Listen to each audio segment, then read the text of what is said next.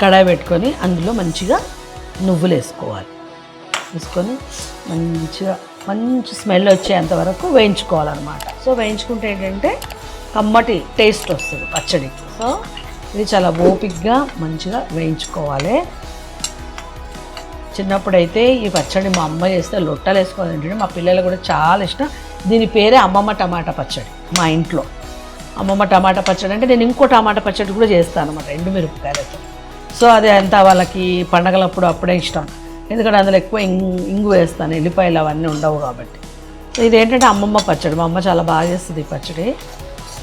ఆమంత బాగా రాదు కానీ పర్లేదు, ఒకేలాగా చేస్తాను నేను కొంచెం, కానీ చాలా బాగుంటుంది. మీరు కూడా ట్రై చేయండి ఒకసారి. చాలా సింపుల్గా మంచిగా, ఏం కూర లేదు, అబ్బా ఏం చేయాలి, బోరు కొడుతుంది, నోరుకి ఏదైనా మంచి తినాలన్నప్పుడు ఈ పచ్చడి చేసుకొని తింటే చాలా బాగుంటుంది. ఇంకేం వెజిటేబుల్స్ ఇంకేం అక్కర్లే.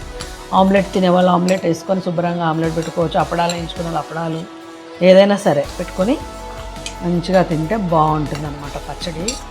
సో ఈరోజు నేను రోట్లో కొత్త రోల్ తీసుకున్నా. ఒక ఎగ్జైట్మెంట్, ఏందో రోల్ అని చెప్పి. అంటే పాత ఇంట్లో రోల్ ఉండే, అది మిస్ అయిపోయింది. ఆ తర్వాత రోల్ తేవడానికి ఎప్పుడు కుదరలేదు. అది చాలా బరువు, కార్లో పెట్టుకొని వచ్చుడు అంటే పిల్లలు అసలు ఒప్పుకోరు. ఇంకా నాకు అట్లా అసలు అవ్వలేదు. మొన్న ఎట్లనో అట్లా చేసి మొత్తానికైతే రోల్ తెచ్చుకున్నాను.